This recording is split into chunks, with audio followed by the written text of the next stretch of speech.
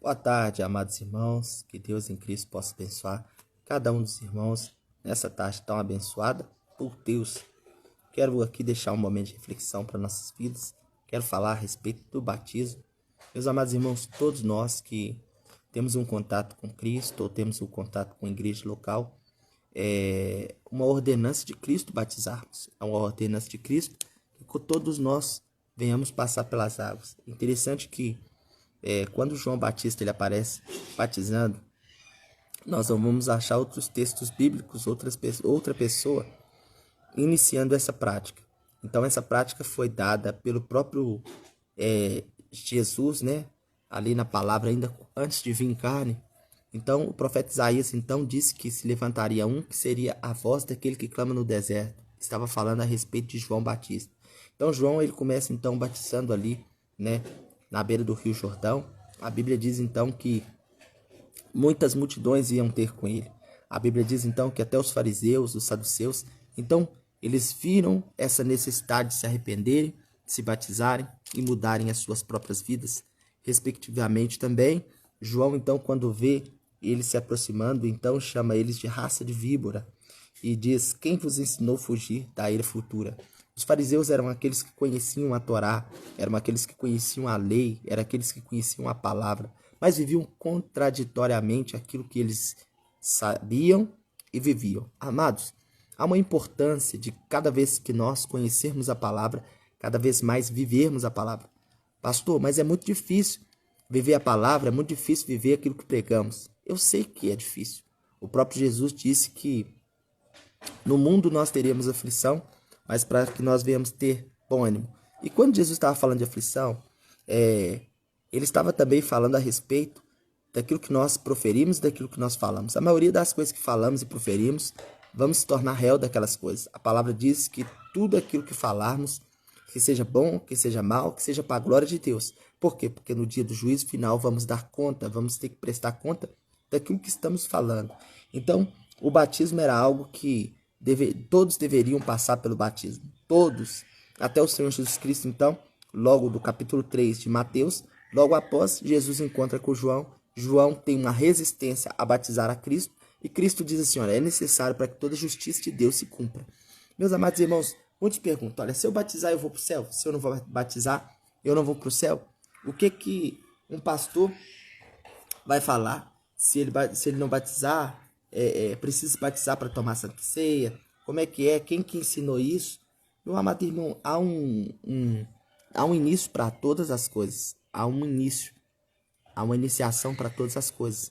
Então, a regra de tudo, irmãos, é o cristianismo da forma que ficou, da forma que Jesus deixou para nós.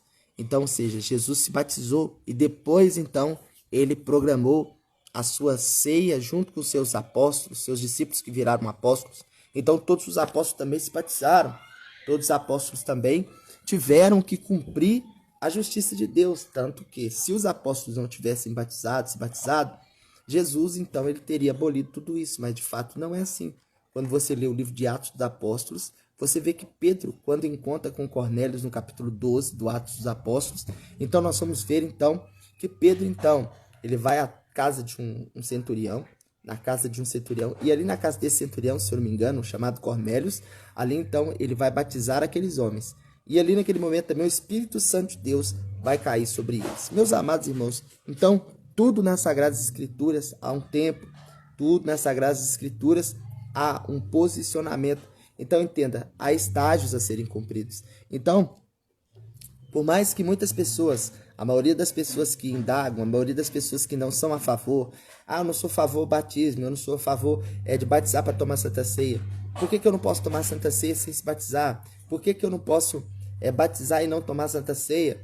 Por que isso? Por que aquilo outro? Meus amados irmãos, perguntar é algo que todos nós podemos perguntar.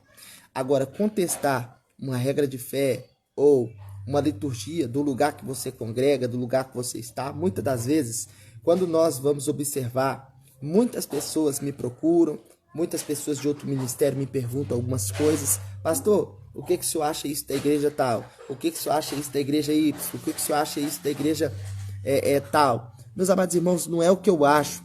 Eu acho que todo lugar que nós estamos, se você está frequentando, se você está cultuando este lugar, esse lugar foi o lugar que Deus te colocou ali. Então, se você não está satisfeito com o lugar que você está cultuando, com a liturgia do culto, então você está no lugar errado. Não adianta você, a pessoa é da Deus Amor, pastor, o que o senhor acha de calça? O que o senhor acha de saia? O que o senhor acha disso? O que o senhor acha daquilo outro? Eu não acho absolutamente nada.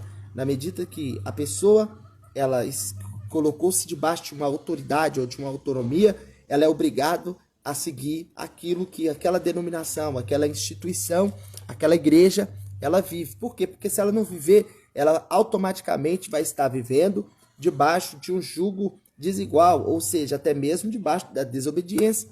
Por quê? Porque Deus, ele constituiu vários pastores para estar em vários lugares. Então, por que eu estou dizendo a respeito do batismo? Porque o batismo foi algo que Cristo, ele fez questão de se batizar. Agora, se Cristo fez questão de batizar, por que muitas pessoas, elas não querem fazer questão de se batizar e ficam querendo indagar? Pastor, eu vou na sua igreja, eu não sou batizado e eu quero fazer parte da Santa Ceia. E o senhor não vai me constranger, ou o senhor não vai me proibir de ceiar na sua igreja? Claro que não, eu não vou te proibir mesmo. A Bíblia não manda ninguém proibir, ninguém a nada.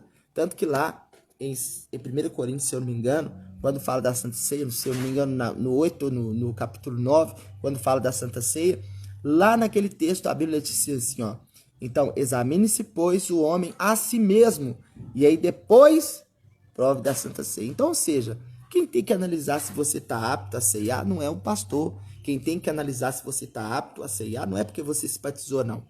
O que tem, a pessoa que tem que se avaliar se ela pode tomar Santa Ceia ou não, é você mesmo, é seu encargo de consciência, é o Espírito Santo que convence. Agora, se você não tem o Espírito Santo que te convence do erro, da justiça, do pecado, pastor, mas a Santa Ceia é para santo? Não, a Santa Ceia é para pecador, a Santa Ceia é para quem aguarda a volta de Cristo, mas para ter parte com Cristo é uma ordenança, precisamos se batizar. A Bíblia diz que Jesus, ele chegou para João para se batizar. E olha só para você ver, João se opunha no versículo 14, Mateus 3,14, mas João se opunha-se dizendo, eu careço ser batizado por ti, e vens tu a mim. Aí versículo 15, Jesus diz assim, Jesus, porém, respondendo, disse-lhe, deixa por agora, porque assim nos convém cumprir toda a justiça. Então, ele permitiu. Meus amados irmãos, a Bíblia não há contradição nenhuma. Há pessoas que têm lido a palavra de Deus e têm distorcido aquilo que está na palavra. Há pessoas que não querem compreender porque não querem compreender alguns textos, não querem compreender algumas situações. Por quê? Porque muitas das vezes vem contrária a toda a sua ideologia, em tudo aquilo que ela aprendeu, em tudo aquilo que ela pensou. Entenda uma coisa, meus irmãos. A palavra de Deus, ela constrói em nós bases sólidas. Entenda, eu já tive muito choque. Aprender na palavra de Deus. Eu aprendi muita coisa errada no início da minha caminhada. E depois eu fui redescobrindo na teologia, dependendo. Hoje existe várias situações ou várias escolas teológicas. Hoje existe vários institutos teológicos aonde você vai, aonde você aprende. Então entende uma coisa, nem tudo que se ensina numa escola teológica quer dizer que aquilo de fato é verdade. Então, ou seja, as escrituras, elas precisam ser cavadas, elas precisam ser estudadas, não somente dentro daquilo que a escola teológica te colocou para você ensinar, para você aprender, mas também dentro daquilo que você, no longo da sua vida, se você vai numa escola teológica e você só aprende lá na escola teológica e nunca mais busca na Bíblia, nunca mais você busca mais nada para aprender, automaticamente você vai ter uma mente cauterizada. Você não vai ter uma mente que possa pensar que outras pessoas possam pensar diferente daquilo que você aprendeu na teologia. Então o batismo é para todos. Batizar com água é para todos. Batismo com o Espírito Santo é para todos. A partir do momento que você aceita Jesus, automaticamente você recebe o Espírito Santo. Pastor, mas eu não falo em línguas, eu não tenho manifestação nenhuma. O falar em línguas é uma evidência do batismo com o Espírito Santo, mas não quer dizer que o Espírito Santo não vive em você. Ninguém pode aceitar Jesus por si próprio, a não ser o Espírito Santo que possa convencer essa pessoa, e automaticamente, depois que essa pessoa é convencida pelo Espírito Santo, ela aceita Jesus. A partir daí, então, começa a sua salvação, ela começa um processo. Por quê? Porque cada dia nós somos mais salvos, cada dia nós aprendemos mais, cada dia nós vivemos mais. Então essa foi uma reflexão a respeito do batismo, a respeito de tantas polêmicas que são ditas aí, né? Muitas pessoas te perguntam tantas coisas, então não seja juiz de tudo. Não queira puxar sardinha para sua igreja, porque sua igreja usa calça, a outra não usa. Então, cuidado com o seu parecer. Cuidado, pastor, cuidado, missionário, com o seu parecer, com aquilo que você tem como ideologia ou pensamento próprio. Não puxe sardinha para o seu lado. Então, sempre quando houver esse tipo de pergunta, porque essas perguntas, a maioria delas são capciosas, são maldosas, são para colocar líderes contra líderes, irmãos contra irmãos. Então, entenda uma coisa, sábio não é aquele que responde, sábio é aquele que muitas das vezes pensa, fica calado e depois responde com sabedoria, não ofendendo nenhum lado nem o outro. Toda discussão sempre vai causar divisão. Então, guarda isso no seu coração, que Deus em Cristo possa te abençoar. Até a próxima, se assim Deus nos permitir. Fica na paz.